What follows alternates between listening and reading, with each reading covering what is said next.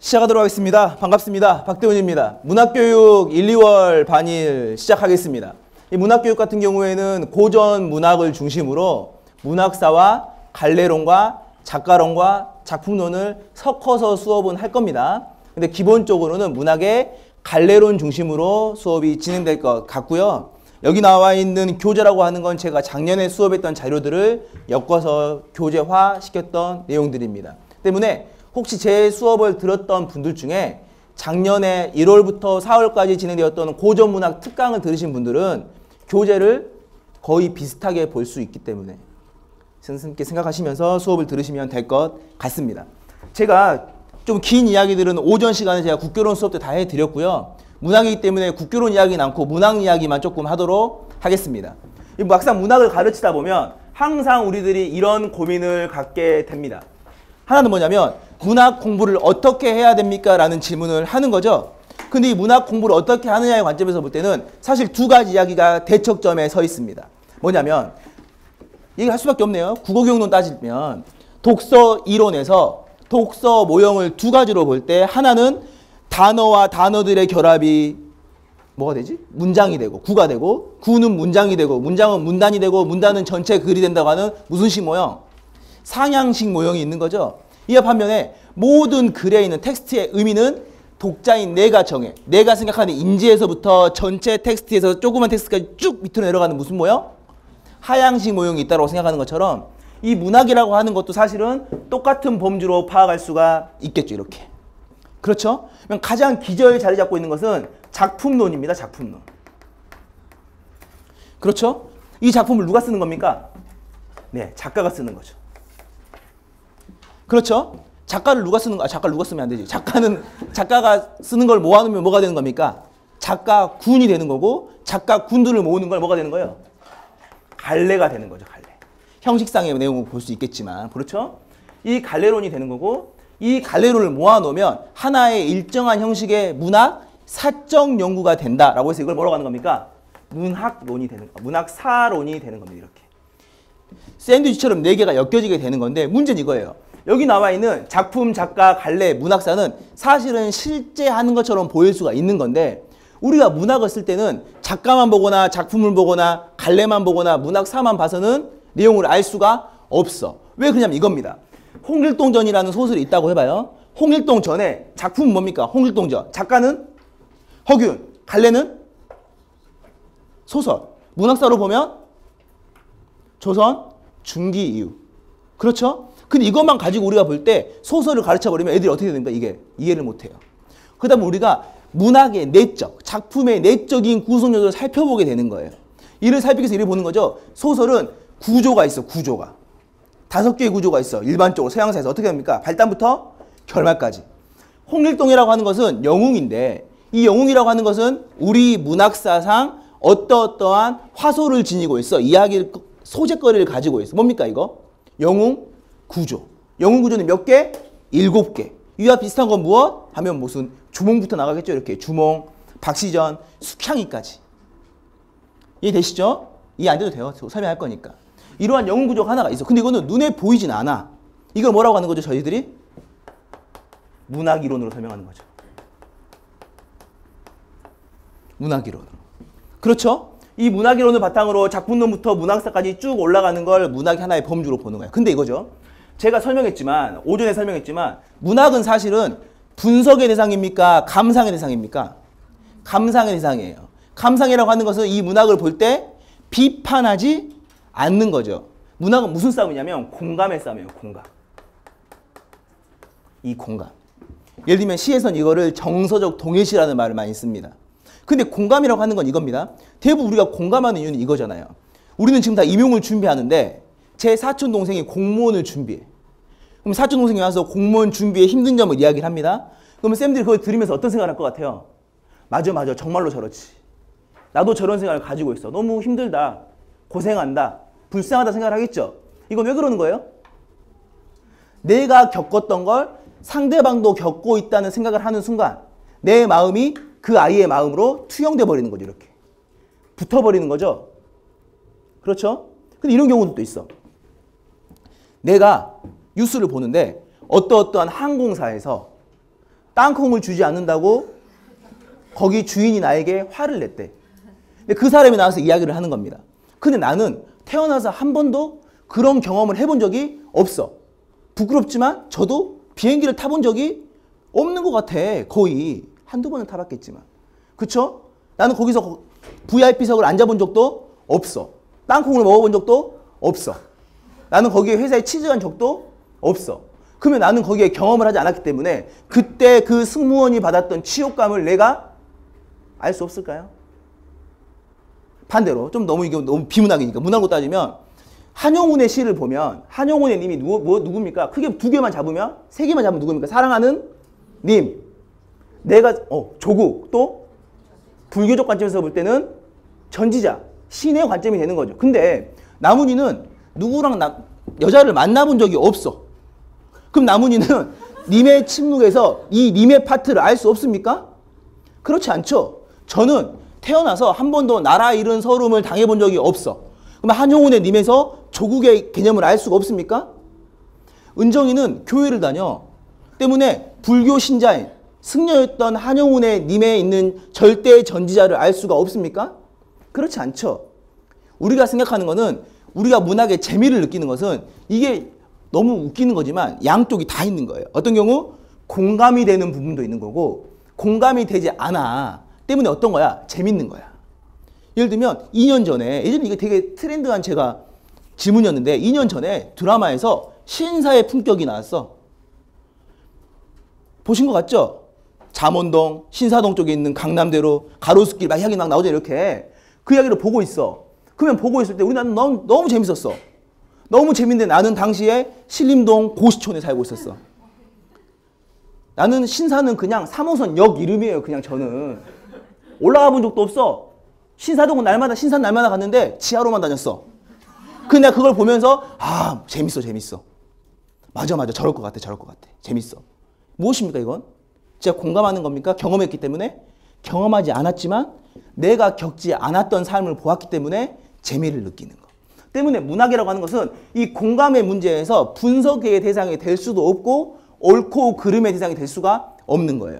근데 이 문학이 단순히 어떠한 문이 글이 학으로 넘어오는 과정 속에서 뭐가 되는 학은 철저하게 인지적 과정. 때문에 이 문학이 공감의 범주에서 무슨 범주가 돼버리냐면 분석의 범주가 돼버리는 거예요. 분석.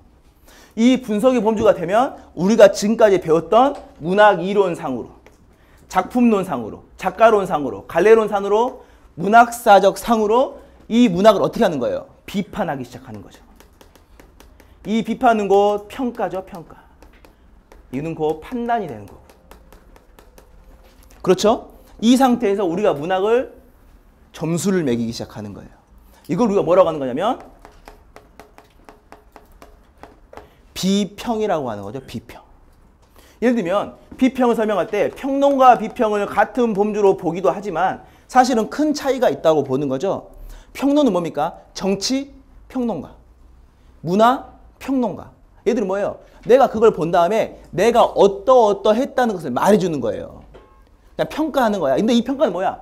이게 재밌다, 재미없다, 괜찮다, 괜찮지 않다, 공감의 문제인 거예요, 그냥. 근데 비평은 좋다, 나쁘다, 재미있다, 재미없다가 아니라 무슨 문제입니까? 이 문학 이론을 바탕으로 작품 작가 갈래 문학사를 바탕으로 한 무엇? 비판. 차이가 있죠? 근데 문제는 우리가 보는 시험의 내용들이 사실은 이 파트에서 나온다는 거예요. 이 파트에서.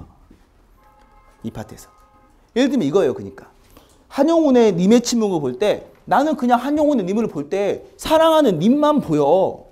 여기서 조국으로도 보이지 않고 절대자로도 보이지 않고 절대미로도 보이지 않아. 그렇다고 나는 아니기 때문에 아니라고 생각해. 그러면 어떻게 됩니까? 답은 간단하죠. 이명 안 보고 살면 돼. 국어를 그냥 접고 살면 되는 거예요. 그쵸? 나보기가 역겨워 가실 때에는 말없이 고이 보내드리오리다. 이 고이 보내드리는 꽃을 뿌리는 행위를 사나 공덕의 행위라고 인식을 하면 선생님이 되는 거지만 꽃을 뿌리니까 좋은 걸 뿌리니까 기쁜 거 아닙니까? 진달래꽃에서 시적 화자는 기분이 좋은 상태고 님을 떠나보내는 것은 내가 원하던 바라고 생각합니다. 생각하면 답은 하나입니다. 어떻게 하면 돼요? 다른 거 하면 돼. 그렇죠? 이게 뭡니까? 공감의 문제니까. 근데 우리 시험에서는 이미 답이 다 정해져 있는 거예요. 정해져 있어. 그래서 여기에서 따른 공부법이 나오기 시작하는 거죠. 제가 오전에 설명했지만 가장 좋은 공부법이 사실은 있어요. 제가 1000개를 누설해 드릴게. 문학 만점 맞을 수 있는 길. 어떤 문제가 나와도 다 맞출 수 있는 길이 있어. 뭐냐면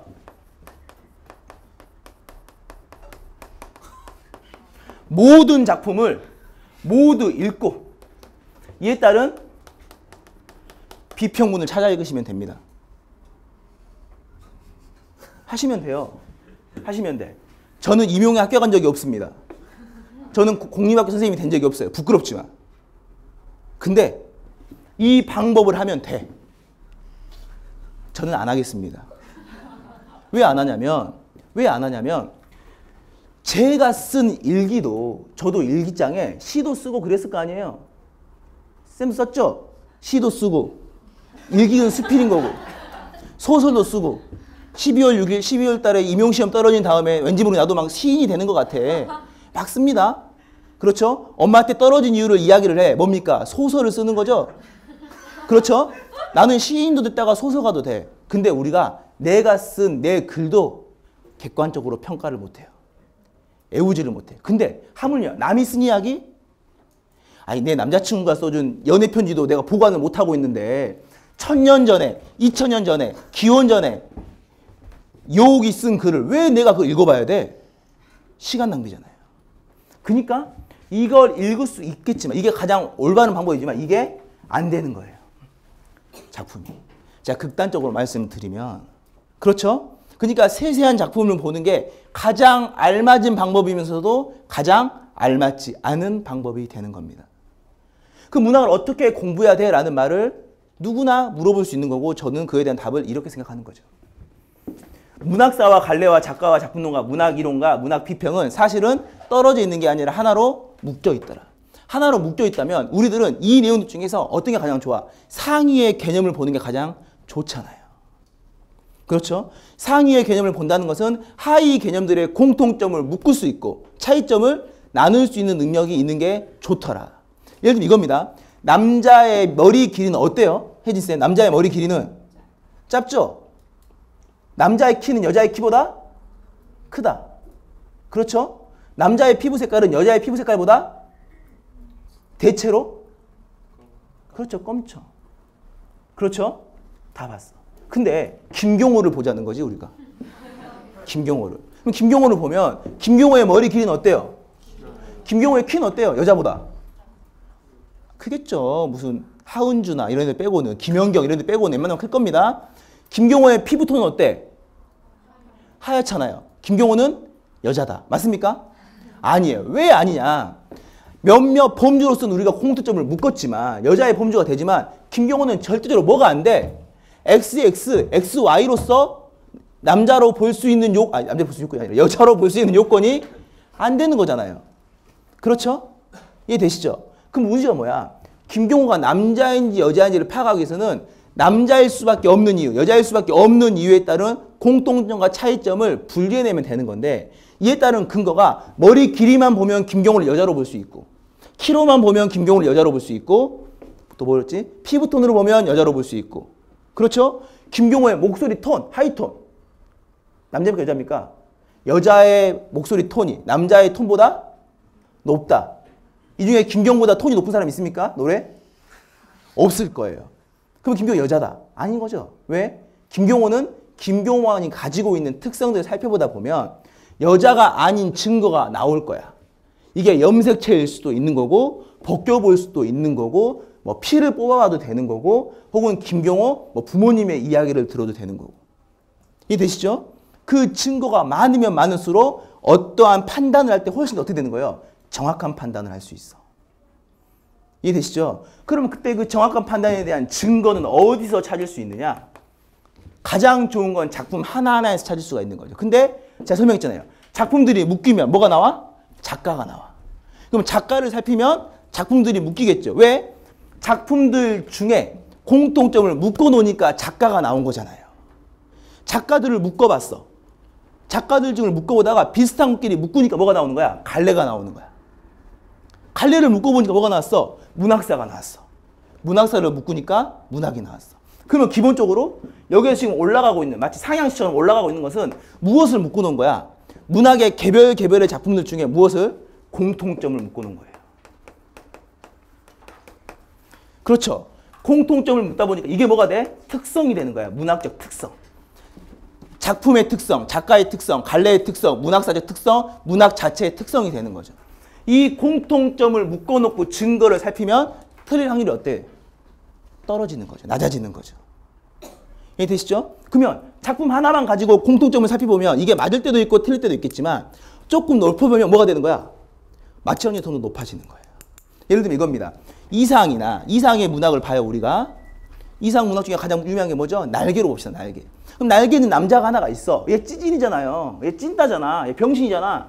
오타쿠잖아. 근데 얘를 봤어. 그럼 이걸 보면 이상의 작품에서는 오타쿠는 그냥 이 개인으로서의 오타쿠인 것 뿐이잖아요. 그러면 작품 보면 이렇게 볼 수 있어. 작품 속에 남아있는 인물의 그냥 특성이 뭐다? 덕후다. 오덕이다. 이런 써도 됩니까? 저 국어선생님 이런 쓰면 안 되죠? 찌질이는 된가요? 모질이? 병신? 양아치는 아니고. 아무튼 그러네. 그렇죠? 근데 이상의 내용을 보다 보니까 이상의 다른 작품들을 보니까 예를 들면 이상의 권태에서도 나오고 그렇죠? 이상의 오감도에서도 나오고 이들 간에 나오는 인물들의 특성을 살펴보는 거야. 특성이 뭐냐면 내가 누구인지를 인식하지 못하더라. 자의식이 뭔지를 명확하게 성립되지 않더라. 그러면 이상론을 배우면 이상의 작품 중에 권태가 나오든 오감도가 나오든 날개가 나오든 맞출 수 있는 확률이 좀 더 높아지죠. 왜? 공통점이니까. 여기까지 보는 게 작품론에서 작가론으로 올라가는 거예요. 근데 그때 잡았던 이상의 작품 속에 남아있는 인물들을 이상으로만 보는 거에 더해서 내가 어느 날 갑자기 박태원의 작품을 보니까 박태원에서도 누가 나와? 구보가 나와. 이 구보는 누구야? 뭘 할지 모르서 혼란을 겪고 있는 사람으로 잡아주는 거죠. 그렇죠? 이태준의 소설을 잡아보니까 이태준 소설에서는 나이를 먹어서 사회에 적응하지 못하고 부적응해하는 모습들이 나오는 거예요. 얘를 잡아보니까 이태준도 그렇고 누굽니까 걔? 박태원도 그렇고 이상도 그렇고 모두 다 사회에 적응하지 못한 인물들이 그려지고 있네. 이 셋들의 공통점을 살펴보니까 얘들이 언제 살았어? 30년대 살았어. 얘들이 속한 문예 집단이 뭐야? 구인회야. 묶었어요. 이게 뭡니까? 갈래죠. 갈래. 그러면 왜 30년대에 다 구인회를 잡았을까를 보니까 이들이 살고 있는 30년대 문학적 경향을 살펴보는 거예요. 문학적 경향으로. 그러다 보니까 20년대 때는 20년대 초반부터 낭만주의가 진 다음부터 경향문학이 계속 커져. 경향문학이. 너무 커지다 보니까 어느 순간 경향문학이 목적문학으로 바뀌어버려. 같은 거예요. 그냥 사회를 보여주는 거에서 사회를 비판하는 거에서 사회를 바꾸자까지 나오는 게 경향, 신경향, 카프문학. 이게 너무 커지다 보니까 사람들이 염증을 느끼죠. 짜증나. 우리가 정치에 질리는 것처럼. 그러다 보니까 반목적주의, 반카프주의가 나와버리는 거예요. 게다가 30년대 초반에 카프라고 하는, 저도 카프인데, 그때는 카프 아니고, 저도 아이디가 카프라고 하는 애들이 너무나 생각하다 보니까 얘들이 기본적으로 막시즘에 빠져버리는 거죠. 사회주의에 빠져.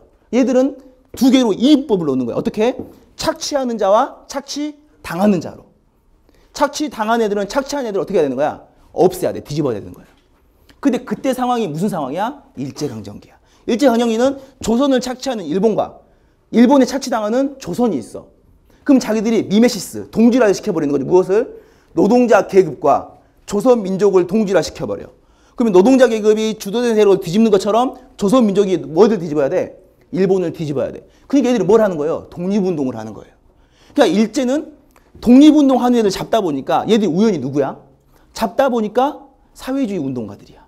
그러니까 카프가 탄압을 받고 와야 되는 거죠. 거기에 뭐가 들어와? 30년대 반목적주의들이 들어오기 시작하는 거고 일본 입장에서 볼 때는 목적하는 문학들 대신에 어떻게 되나? 순수 문학을 추구하는 애들이 훨씬 더 쉬워. 개그 콘서트에서 풍자가 없어지잖아요. 왜? 그냥 웃긴 애들은 놔둬도 돼. 그러니까 반카프주의가 들어오기 시작하는 거죠. 이해되시죠? 그리고 유학생들 통해서 서구의 문예 이론이 들어오는 이게 모더니즘. 이해되시죠? 그걸 봅니다. 이거 뭡니까 이거는? 이건 갈래론이 아니라 문학사가 되는 거예요. 문학사. 문학사. 그 이 문학이 나오는 이유는 무엇 때문이냐? 당대에 살고 있는 사적 관점에서 설명하는 거. 그러면 봅시다. 이상의 날개가 있는데 이 날개를 묶어볼게요. 이상의 날개는 작가로 치면 누구? 이상. 이로 치면 갈래로 치면 뭐야? 그냥 구인으로 쓸게요. 구인에. 그렇죠? 이게 따른 문학사는 언제? 30년대가 되고 있는 거예요. 그렇죠?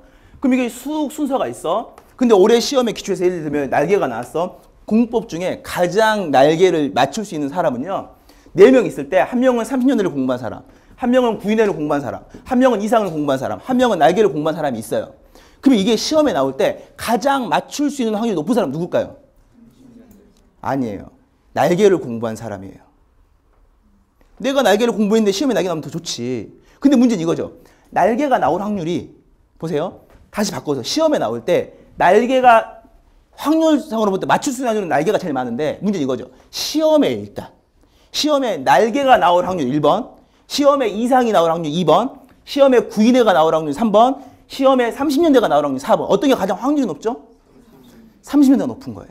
그러니까 맞출 수 있을 확률은 날개가 가장 높지만 시험에 나올 확률 자체가 30년 높기 때문에 우리는 어디를 공부해야 돼? 30년을 공부해야 되는 거예요. 이게 작년 기출로 따지면 형식 스키마, 내용 스키마와 연결되는 거예요. 정말 죄송합니다. 제가 구경용 설명하면 안 되는데 독서 파트를 공부할 때 우리들이 공부한 이겁니다. 예를 들면 뭘로 할까? 천문학이라고 하는 텍스트가 나왔다고 합시다. 천문학. 쭉 나왔어요. 근데 나문희는 전공 자체가 뭐 우주, 해양, 뭐 우주 항공학과야. 대훈이는 국문과야. 근데 지문을 읽어요. 천문학을. 누가 더 잘하겠어요? 나문희가 잘하겠죠. 그렇죠? 그럼 얼핏 보면 나문희가 훨씬 더 국어를 잘하는 것처럼 보이는데 이게 천문학이라는 설명문의 구조를 똑같은 구조의 내용만 바꿔서 나중에 뭐로 할까? 뭐 수학, 아니 뭐 경험론, 데카르트, 합리론 뭐 이런 게 나온다고 합시다. 베이컨과 데카르트에 대한 이론이 나왔어. 합리론. 이 나오면 순간 국어를 좋아하는 대훈이와 해양 뭐 천문학과를 가고 싶은 나문희 사이에서 누가 더 글을 잘 읽을 수 있을까? 이건 똔또이 비슷할 수 있다. 똔또이라면 쓰면 안 되죠? 비슷해 같아. 근데 이런 것들을 10번 20번 하다 보면 국어를 좋아하는 대훈이가 잘하겠어요? 천체를 좋아하는 나문희가 더 이 지문을 잘 풀겠어요? 대훈이가. 왜? 대훈이는 내용 자체는 모를 수도 있지만 이 글에 무엇은 알 수 있는 거야? 구조는 파악할 수 있는 거야. 반복된 내용이 좋은 것도 알고 있는 거고 주요 내용이 앞문장에 있는 것도 알 수 있는 거고 그러나 다음에가 더 중요한 물이 나오고 이와 같은 다음에 더 중요한 게 나오는 거고 시간이 부족할 때는 예를들을 빼는 게 훨씬 더 중요한 걸 아는 거죠. 이해되죠? 하나의 텍스트만 볼 때는 그 자체를 잘하는 게 중요하지만 전체적 실력의 볼륨으로 볼 때는 전체 개념을 아는 게 훨씬 더 유리한 겁니다. 그러니까 우리 시험에서 나오는 게 무슨 내용이 나오는 거예요? 각각의 텍스트를 보는 게 아니라 장르별 텍스트를 묶잖아요. 이걸 목적 중심 독서, 맥락 중심 독서가 나오는 거예요. 우리 시험 문제예요. 근데 이게 바로 문학과도 방식이 똑같이 연결되는 거예요. 정말 죄송합니다. 공부하신 분도 있으니까 제가 죄송한데 문학을 공부한 애들 중에 제가 가장 안심한 사람들이 작품으로 공부하는 사람 저는 가장 안심해요. 수능 공부하시면 돼. 수능 공부하시면 되는데 이건 수능도 안 되겠다. 왜 그러냐면 우리가 공부할 때 이런 말 하잖아. 이 지금은 아닌데 예전에 우리는 다 지금 언어 영역 세대잖아요. 이들 말합니다. 문학 작품 어떻게 나올까요? 하면 대한민국에는 지금 저희 때는 이근갑 선생님이 일타니까 이근갑부터 무슨 뭐 이런 말 제가 안 듣겠죠? 그분이 뭐 제 임용을 준비하지 않을 거니까 이근갑이네 반말하면 안 되는데 이만기네 누군지 몰라요? 모르고 막 윤재우 막 다 김기훈 하다못해 윤혜정 남궁민 양궁이 맞죠? 박정호 온다라고 해도 이건 알 수 있어. 그들의 내용의 공부를 할 때 어떻게 하면 국어 작품이 나옵니까? 이런 말을 해. 유명한 작가의 유명하지 않은 작품이 나와. 들어본 거 같죠? 유명한 작가의 유명하지 않은 작품을 강사가 어떻게 찍어줘? 유명하지 않은 작품은 나도 모르니까 유명하지 않은 거지. 그렇잖아요. 왜 그래? 아는 작품이 나오면 뭐가 될 수 있기 때문에? 스키마가 작용될 수 있기 때문에 그래요. 배경 지식으로 내용을 풀어버리니까. 예를 들면 문학을 바라보는 눈을 봐야 되는 건데 한용운의 님이 나오는 걸 님을 알고 있으면 쉽게 풀리는데 님을 모르면 알 수가 없어. 이해되시죠? 물론 이게 올해는 B형으로 바뀌면서 문학사가 들어오잖아요. 공부 과정 이후부터. 이때부터는 문학사를 보기도 하지만 국어도 마찬가지인 거죠. 어떤 게 나올 줄을 모르는 상태에서 작품을 보는 것처럼 우둔한 행위가 없습니다. 근데 한 가지 확실해요. 30년대는 임용시험에 안 나온 적이 없었어. 안 나온 적이 없었어. 예를 들면 어떨 때는 이게 박태원으로 구현이 됐다가 이태준으로 구현이 됐다가 혹은 어떤 경우에는 정지용으로 구현이 됐다가 이용학으로 구현이 됐다가 백석으로 구현이 됐다가 다 나올 수가 있는 거예요. 50년대 문학 100% 나와. 근데 이게 50년대 문학을 제가 얘기가 있습니다. 전 부끄러운 소리입니다. 이거는 정말 제가 부끄러운데 제가 3년 전부터 항상 강조했던 작가가 하나 있어요. 들어보시면 알 거예요. 되게 유명해. 수능에도 많이 나왔어. 50년대와 60년대 대표하는 우리나라 현대시의 거두입니다. 박재삼이에요. 들어본 거 같죠? 막 뛰어가는 애 있잖아. 이렇게 울음이 타고 있더라. 뭐 우러매야 우러매야 진주난가 뭐 생얼음 뭐 나오잖아요. 이거 생선가게 막 나오는 거 엄청 유명해. 제가 부끄럽지만 3월 4월달 수업에서 50년 60년 설명할 때 박재삼 논을 가르쳐요. 근데 임용 시험에 한 번도 안 나왔어. 제가 확인한 바에 의하면. 간접 인용은 됐겠지만. 그러면 제가 박재삼을 아무리 많이 가르쳐도 박재삼이 안 나오면 말짱할 거예요. 말짱할 거. 근데 박재삼을 가르칠 때 박재삼만 가르치는 게 아니라 뭐를 가르칩니까 제가? 50년대 전후문학. 그걸 가르칠 수밖에 없는 거예요. 그러면 박재삼은 안 나와도 문제를 풀 수가 있는 거죠. 이해되시죠? 그렇게 공부를 하셔야 돼. 다만 이렇게 공부하는 법이 상당히 어렵습니다. 전체적 조망이 힘들기 때문이에요. 또 이론으로는 익힐 수가 있겠지만 실제적으로는 적용하기가 힘들 수도 있어요. 그렇죠? 내가 50년대 너무나 잘 알고 나는 박재삼도 잘하는데 박재삼의 새로운 작품은 모를 수도 있잖아. 그렇죠? 혹은 박재삼이 다 엄마 이야기만 하는 게 아니라 어떤 건 그냥 정말 서정으로 한시를 썼는데 그게 나와버리면 우리가 틀릴 수도 있겠지만 확률적으로 볼 때 이게 높다는 거예요. 저는 수업을 그래서 가장 상위회 위주로 수업을 할 겁니다. 이해되시죠? 이거 하나 보시면 되고 제 거 한번 볼까요? 근데 그게 볼 때 이 내용적으로 보는 거고요. 현대문학을 공부할 때는 제가 이 중에서도 사실 좀 중요시 여겨지는 부분이 이 문학사 부분은 문학사와 관련 다 잡고 가긴 하는데 좀 더 구체적으로 잡기 위해서. 왜냐하면 현대문학의 범주가 100년이 안 되잖아요. 그러니까 이건 좀 좁혀도 돼요. 이상으로 봐도 사실은 풀릴 수가 있기 때문에 몇 명 안 되기 때문에. 이 부끄럽지만 저도 문학을 공부하고 선생님도 문학을 공부했겠지만 우리의 문학이 세계사적으로 볼 때는 높은 수준이 아니에요. 왜냐면 우리는 문학을 천시했거든 실제로. 글을 쓰면 글쟁이고요. 예전에는 작품을 잘못 쓰면 어떻게 됩니까? 난적으로 뽑혀서 책이 다 불살라지잖아요. 설공찬전, 채수, 박지원, 이호 어떻습니까? 우리가 지금 생각하는 최고의 소설가 레벨이지만 당대에는 또라이잖아요. 또라이. 이해되시죠? 이옥은 찌질이. 박지원은 몰약한 양반. 얘가 찌질이구나. 다 그래요. 다. 이해되시죠? 하물며 허균의 작품 역시도 허균이라고 하는 명망가가 그런 작품을 쓸 수 없었다고 봐요. 이론서에서는. 그래서 허균의 작품이 사실 누구의 작품이야? 허난설원의 작품으로 보기도 해요. 왜? 당대에 그렇게 유명한 학자가 소설이라고 하는 하문을 썼을 리가 없다라고 보는 거죠. 게다가 뭘로 썼어? 홍길도전은? 한글로 썼잖아요. 그러면 걔가 볼 때는 한글이 쉬웠겠어요? 한문이 쉬웠겠어요? 쓰기가 오히려. 한문이 더 쉬웠어요. 말도 안 돼. 한국 사람인데 한글이 쉽지 않았을까? 아니에요. 증거가 있어. 1950년대 때 전후 문학이 나왔을 때 어떻습니까? 손창섭 애들 나오잖아요. 장용학 나올 때 그때 작가들이 어때요? 맨 처음에 올 때 이주민 작가들이 훨씬 더 우리 문학을 어렵게 생각해요. 그래서 걔들이 무슨 문학 아니면 내면 문학으로 가버려요. 내면 문학은 객관성이 결여돼도 되니까 역사 소설을 못 쓰는 거예요.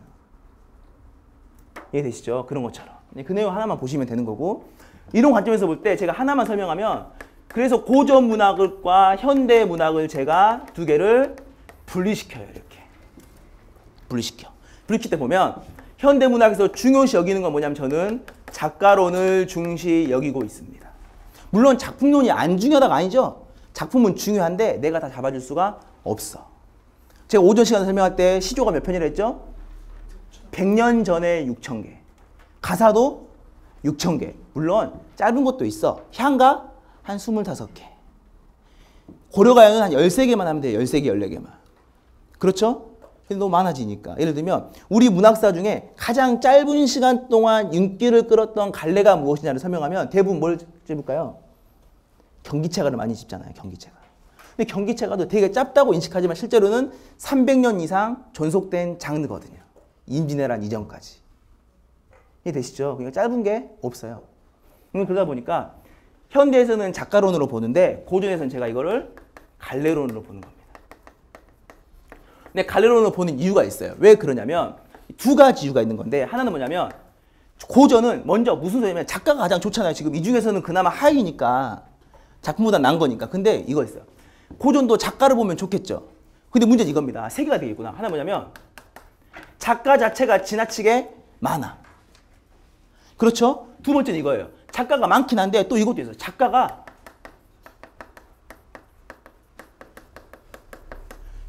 불분명한 경우도 있다라고 하는 거예요. 작가가 불분명한 경우도 있어요. 예를 들면 이거죠. 향가 중에 대표적인 작가가 누구냐? 월명사. 들어본 것 같죠? 월명사론. 읽어보신 분 있습니까? 두고론, 양지론, 충담사학. 없죠?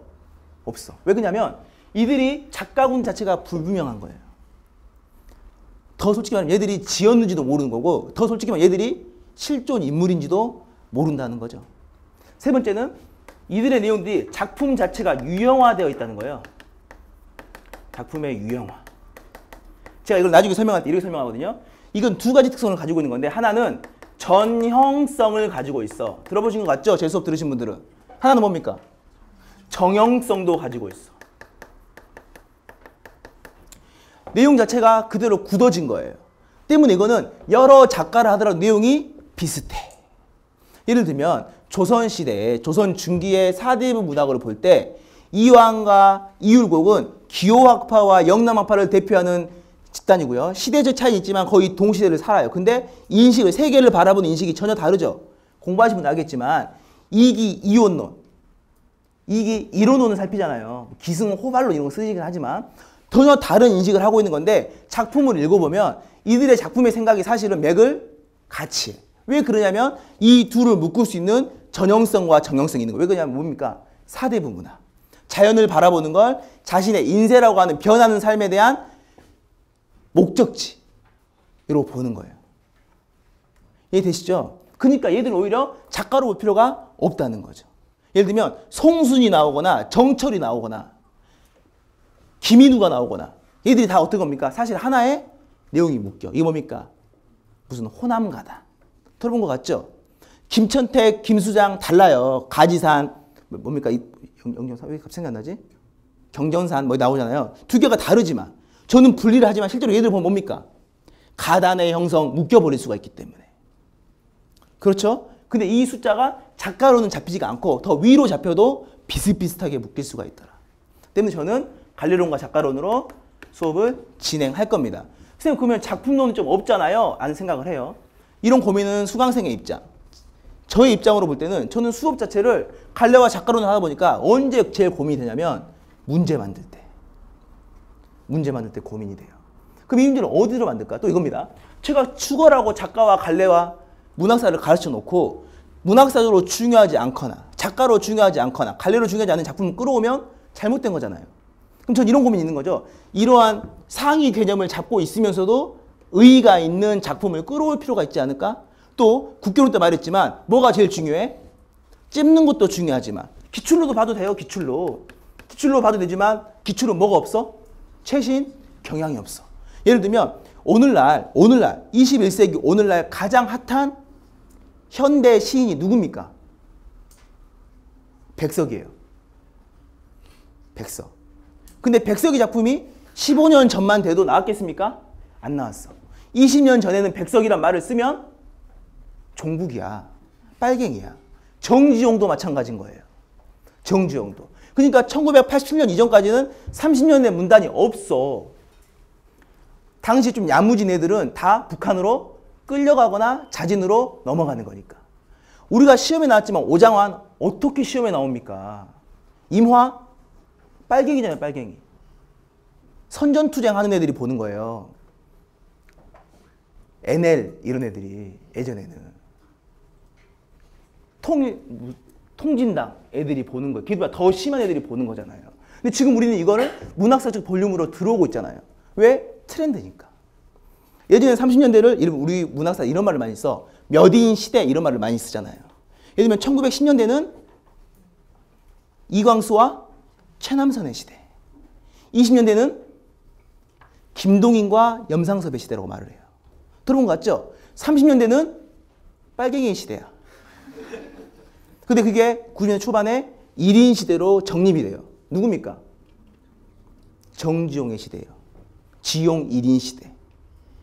2000년대 들어서면서 2인 시대로 변모해요. 지용과 백석의 시대가 되는 거예요. 오늘날에는 3인 시대로까지 봐요. 누구 시대입니까?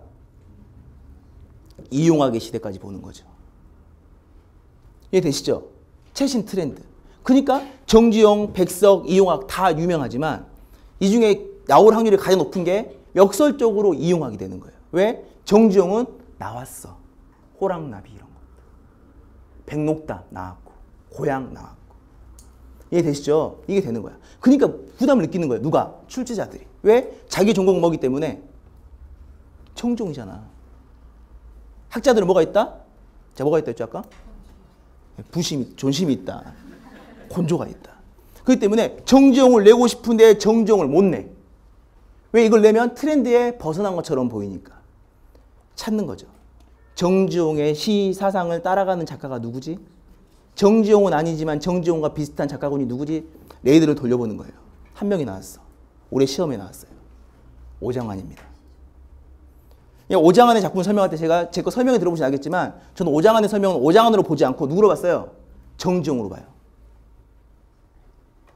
이해되시죠? 근데 이건 너무 재밌는 게 우리가 정지용을 설명할 때 정지용과 쌍둥이로 붙이는 사람이 하나가 있어요. 후기 작품에서. 모더니스트를 극복한 뒤로 후기 작품에서 붙이는 게 하나가 있어. 서정주예요. 서정주. 서정주도 오장환과 붙어요. 이해되시죠? 이게 정 안 나온다. 누가 나오냐? 청록파가 붙는 거예요. 청록파가. 그러니까 현대는 작가론끼리 묶은 다음에 이걸 붙이는 습관을 꼭 들여야 돼요. 이해되시죠? 한 번 더 해볼까요? 청록파는 누구랑 붙냐? 박지삼이랑 붙어요. 왜냐하면 박지삼 되게 가난했어. 중학교 때 소사했어. 소사. 전등 갈아주고 변소 치워주고. 근데 얘가 워낙 시를 잘 쓰니까 자기 중학교 때 선생님이 최고의 김상욱이라고 하는 최고의 한시 시인이니까 얘를 잡아오다 보니까 소문이 나는 거야. 경상도 쪽에 마창진 쪽 가면 한 명이 천재가 있어. 문학 천재가. 얘가 박지삼이야. 서쪽에는 한 명 또 있어. 얘도 최고의 시조 시인으로 유명합니다. 이영기예요. 이영기. 이영기. 둘이 우리나라를 돌아다니면서 시조 대회를 싹쓸이 하기 시작하는 거죠. 근데 집이 가난해. 대학교를 못 가죠. 이때 추천을 받아가지고 어떠한 교수가 걔를 데리고 와요. 들어갔던 학교가 고대국문과예요. 그때 교수가 조지훈입니다. 그러니까 당연히 박지삼이 누구의 식을 따라갈 수밖에 없어요? 조지훈의 식을 따라갈 수밖에 없죠. 조지훈의 특성 뭡니까? 왠지 조지훈은 상대적으로 좀 애상적이고 그렇죠? 동양적인 한이 느껴지잖아요. 박지삼 특징 뭡니까? 동양적 한. 이해되시죠? 만약에 박두진이 잡아갔다면 잡아가면 안 되지 그거. 박두진이 끌었다면 왠지 서양적이고 활기차고 능동적이고 동적인 내용의 작품이 나왔을 거 아닙니까? 이해되시죠? 그렇게 저는 엮으려고 하거든요. 이해되시죠? 한번 제가 너무 말이 길어졌네. 이렇게 보고 이 기출은 최신이 안 잡히기 때문에 최신을 잡는 거예요. 근데 기억나세요? 오전에 제가 최신 이론을 잡는 가장 좋은 게 하나가 있다라고 했어요. 뭡니까? 논문도 있고 논문 플러스 네, 교과서. 그렇죠? 여기에 근데 하나가 더 들어가요. 교과서를 바탕으로 한 무엇? EBS 교재. EBS 교재. 한 번 더 붙이면 수능 문제. EBS를 뭐 하는 게 수능이, 응축의 수능이니까. 너가 뭔데 수능을 해? 너 수능 강사야? 너 왜 수능을 계속 옹호해? 이유가 있습니다. 죄송합니다. 이름을 언급하면 안 되는데 작년에도 이쯤에 앉아 계셨어요. 이 쌤이. 근데 제가 항상 공언했어. 수능을 많이 봐야 된다. 수능을 많이 봐야 된다. 3년 동안 구인회가 나오고 있다. 기억나시죠? 작년에 구운몽을 변형시킨 작품이 나왔어요. 변형노의 옥루몽이 나왔어요. 분명히 말했어요. 옥루몽이 나오기 때문에 원래 구운몽 내고 싶었는데 내면 쪽팔리니까 변형을 했을 거야. 그러면 올해 또 나올 확률이 많아. 임용에서. 1년차로 왔다 갔다 하니까. 그렇죠? 근데 저한테 물어봤어요. 선생님 수능 기출 안 해주세요? 해야 되는데 귀찮아요. 근데 내가 보지도 않았으니까 누구누구 나왔어요? 하니까 오장환 나왔어요. 이랬어요. 올해 오장환이 시험에 나왔어요. 되게 특이한 작가잖아요. 사실은. 그래서 제가 여기서 이렇게 얘기해서 그냥 10분 동안 쉬는 시간 동안 직강생들은 다 그걸 들었을 거예요.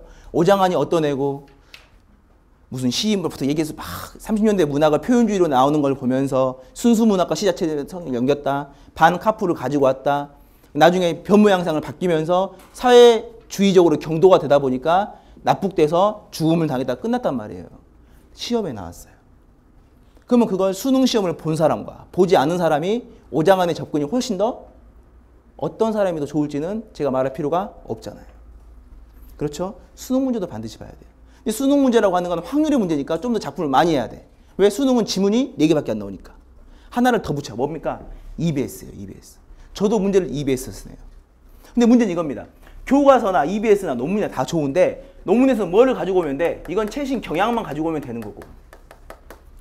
그렇죠? 교과서에는 뭐를 가지고 오면 돼? 학습활동을 가져오면 돼. 활동을. 잡을 적는 게 중요한 게 아니라 얘들이 어떻게 학습 그러면 교과서는 이거잖아요. 성취 기준이 하나가 있어. 성취 기준만 교육과정상으로 제시해 주는 거예요.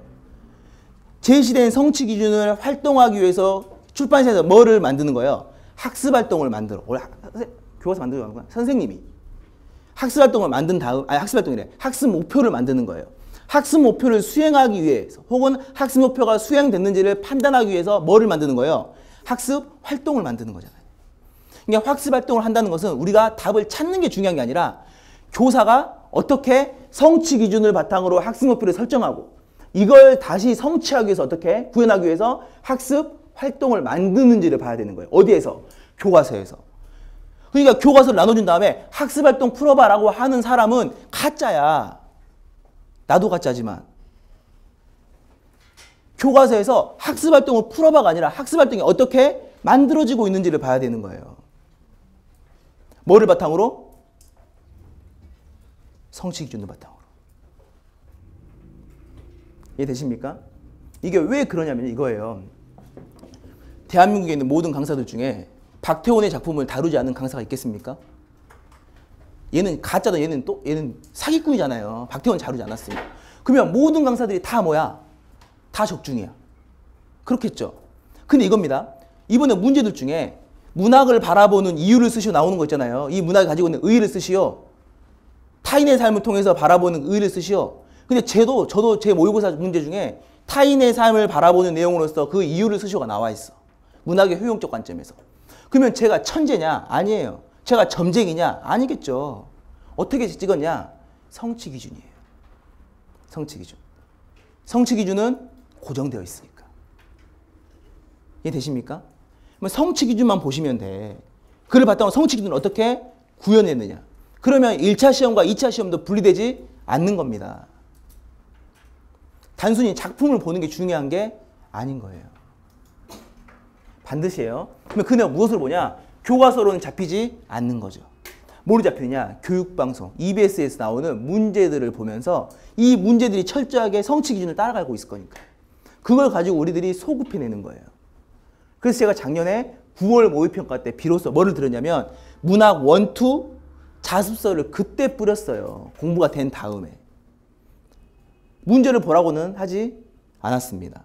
역으로 작품도 주지 않았어요. 저한테도 교과서 파일이 있었는데 교과서 파일을 일부러 주지 않았습니다. 지도서만 줬어요. 성취 기준과 학습 목표와 학습 활동만 있는. 그것만 보면 돼. 어떻게 구현해내는지만 보면 되니까. 이해되시죠? 이렇게 한번 공부를 해보시면 도움이 되실 겁니다. 저도 이렇게 공부를 하니까요. 저의 모든 걸 지금 보여드리는 거예요. 이해되십니까? 이렇게만 되시면 문학은 반드시 고득점이 나와요. 왜 그러냐면 나올 게 뻔하니까. 너무나 고마운 게 시조는 5,000개지만 5,000개를 묶어보면 시조는 2개밖에 없어. 자연에 대한 부분으로 남기는 거고 이때 자연을 무엇으로 인식적인 자연으로 보느냐 실제적인 자연으로 보느냐만 잡혀요. 그 중간에 있긴 해. 윤선도 같은 애들. 이해되시죠? 정철의 작품은 다 뭡니까? 목민관으로서의, 위정자로서의 삶을 바라보는 거죠. 아닌 것도 있어. 장진주사. 근데 그것도 관념적이잖아요. 이해되시죠? 그렇게만 공부하시면 몇 개가 없어요. 우리 문학이 정말 부끄러운 소리지만 우리의 문학이 볼륨이 크지 않기 때문에. 예를 들면 13세기의 일본 문학은요. 이미 서구사회에서 포르투갈을 거쳐서 서구사회로 가면서 하나의 트렌드가 돼버렸어요. 그러니까 서양의 학자들 중에서도 일본의 문학에 경도된 사람들이 많아. 근데 우리 문학은 딱 하나만 겨우 지금 나가 있어요. 구문이에요. 구문. 근데 그렇게 크지도 않아. 이해되시죠? 그러니까 훨씬 공부하기는 쉽죠. 이게 모순입니다. 국어 교사로서 문학의 범주가 넓으면 넓을수록 우리는 좋은 거지만 공부하는 입장에서는 공부 양이 줄어들 수 있다. 참고로 운이 없어서 중국에 태어났다면 이거 어떡하죠 이거? 큰일 났어. 큰일 났어. 중국에 태어났으면 작품 한 편이면 10권인데 우리는 짧잖아요. 춘향전 안 읽어도 대충 내용 알고 있잖아. 훨씬 유리합니다. 그러니까 작품으로만 보시지 마세요. 크게 보시면 도움이 되실 겁니다. 이해되시죠? 여기까지만 하고 이제 제 수업의 본 수업에서는 고전문학의 개념부터 나갈 건데요. 제가 사실대로 말하면 설화와 고전시는 동시에 나가는 거고요. 그렇죠? 쭉 나가다가 예를 들면 고려가요가 나올 때는 고려가요와 시조도 같이 나오는 거고 경기체가도 같이 나가는 거고 악장도 같이 나가는 거고 그쯤에 목유록도 나오게 되는 거고 가전체도 나오게 돼요. 근데 제가 임의적으로 산문과 운문을 찢을 거예요. 그래서 운문을 먼저 하고 그러니까 파트가 크게 보면 이런 파트는 두 개입니다. 고전 운문 파트, 고전 산문 파트로 보시면 되는 거고요. 편의상 여러 가지 장르가 있지만 크게 묶어서 시와 소설을 위주로 제가 잡아드릴 거예요. 물론 이게 다가 아니겠죠. 그리고 악장이라고 하는 범주가 반드시 존재하게 되는 거고 제가 수업 때도 되게 중시 여겼는데 시간이 짧다 보니까 악장을 뺐습니다. 악장을 뺐지만 악장에 대한 파트를 언제 설명을 해드리냐면 제가 고려가요 때 설명을 한번 해드릴 거예요. 고려가요 때. 그리고 시조 때도 설명을 해드릴 겁니다. 이해되시죠? 그러니까 그런 부분을 잡아가시면 되는 거고 혹은 겹치는 부분들이 있어요. 어떤 게 겹치냐면 문학을 나누는 방법이 여러 가지가 있는데 어떤 애들 이렇게 나누잖아요. 구비문학과 기록문학으로 나눌 수도 있고 수단으로 시대로 따지면 고전문학과 현대문학인데 그 중간을 중세문학으로 놓고 중세 이전 문학과 중세 이후 문학을 놓기도 하잖아요. 무슨 근대문학 근세문학 들어보신 것 같죠? 이렇게 나누면 되고 어떤 애들은 산문문학과 운문문학으로 나누기도 하는데 그 파트에 대한 부분들을 제가 좀 조정을 해드릴게요. 왜 그러냐면 운문과 산문으로 나누면 애매한 문제가 있어. 판소리.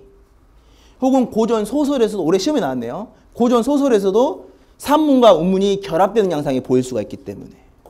이해되시죠? 구비로 나누면 또 헷갈리는 게 판소리, 개, 소설이 또 의미가 될 수도 있어요. 왜냐면 이거는 선생님 판소리계 소설은 글로 쓰여졌는데 맞아요. 맞는데 어떻게 씁니까? 이걸 어떻게 구현했어요 우리가?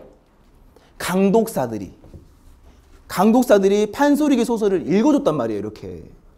그러니까 이거는 글로는 쓰여졌지만 수용은 뭘로 했어? 귀로 했기 때문에 구비문학으로 볼 수 있지 않을까? 글로 썼으니까 기록문학이 되지 않을까? 이런 생각들을 가질 수가 있기 때문에 그건 제가 조금씩 조정을 해드리도록 하겠습니다. 또 하나 더 있네요. 산문과 운문을 구별시켜라. 어려운 부분이 있어요. 뭐냐면 가사. 가사는 내용상으로는 내용이 길잖아요. 뭡니까 이거?